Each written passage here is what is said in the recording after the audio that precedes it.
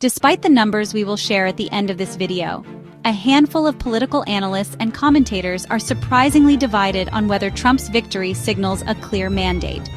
Karine Jean-Pierre, former White House press secretary, dismissed the idea, arguing that the win was a result of voter fatigue rather than overwhelming support for Trump's policies. She stated on March 4th's episode of The View, "Winning the presidency does not mean the country has suddenly embraced Trumpism. This election was about discontent, not a mandate." Stephen A. Smith, a sports analyst turned political commentator, had a starkly different take. On the same episode of The View, he argued despite the host's stance that Trump's gains among minorities and the working class were undeniable proof of a realignment in American politics. When you see an ex-president not just maintaining but growing his support among Black and Latino voters, you can't say it's just about dissatisfaction with the other party. That's a movement. We have to be super mindful and careful of this because he does not have a mandate. And what I mean by that is if you look at the numbers, just look at the facts. He won with the smallest margin of the popular vote since the 19th century.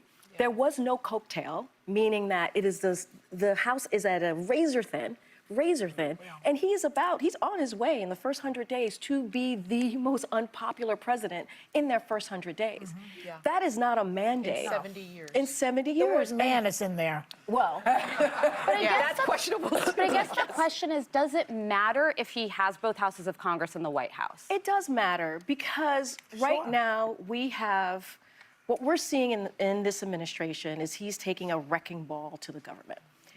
And what that means, and so that people really understand as folks are sitting here and watching, there are folks who have been fired from the federal government, and now, is our water safe, right? Mm-hmm. Is our food safe? Right. Are the skies safe? Right, and the skies, right? We have to worry about getting on a plane. Is that going to be safe? Is there going to be a pandemic? Is there going to be a pandemic? And not only that, folks who need their Social Security check, are you going to get it? Mm-hmm. Yeah. Explain why, and I don't mind the question, but let me be very clear. I'm no supporter of Trump. I'm a supporter of truth and the facts, and here's the facts. The man won every swing state. He increased in terms of his voter turnout in his favor from the standpoint of Blacks, Latinos, and young voters. He increased his numbers in that regard from 2020. 89% of the counties shifted to the right. That's a mandate. We can sit up there and play around all we want to. In 2020, Trump didn't win the popular vote. He didn't win the Electoral College vote. A matter of fact, the Republicans hadn't won the popular vote, if I remember correctly, since 2004. But they did this year. So 20 years after they last won a popular vote, they won the popular vote. They won the Electoral College vote. The man won every swing state. And on top of it, 89% of the counties shifted against. I don't understand how people can look at that and say, there's no mandate. There's a mandate. Well, it's a different definition of a mandate, I guess. But the problem is that if you're the Democratic Party and you lost 49.8% to 48.3%, and you're looking at that 1.5% dip, that's an excuse for you to say, what we did really wasn't that bad. Some people didn't we should continue to do that. Don't continue to do that. Find a new strategy. But do you think those groups, the Black voters, the Latino voters, and the others that you mentioned, are they going to regret it soon? Possibly. I think so. I don't like what I'm seeing from Trump. I didn't like what I saw with Zelensky. I didn't like what I saw with a few things. But in the end, the point, I didn't like it. But in the end, what it comes down to is this. The American people, in their eyes, it wasn't about him. They were voting against what the Democrats were throwing in their direction. I don't only talk to Cuomo. I did interview Eric Adams. I did interview Minority Leader Hakeem Jeffries. I interviewed these people. I've talked to them, and I'm going to talk to some more of them, too. And I'm going to say the same message. What are you doing to win? I love Wes Moore, the governor of Maryland. I love Josh Kerr of Pennsylvania, okay? I just interviewed Cuomo. I like him a lot. I want somebody to step up and recognize that man in the Oval Office, whether you like it or not, is potent. He's coming and he wins. You got to find a way to beat him. This way is not the way that You've heard their arguments. Now it's Truth Seeker News' turn.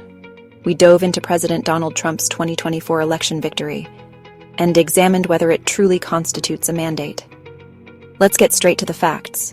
First up, voter demographics. Compared to 2016, there were some interesting shifts.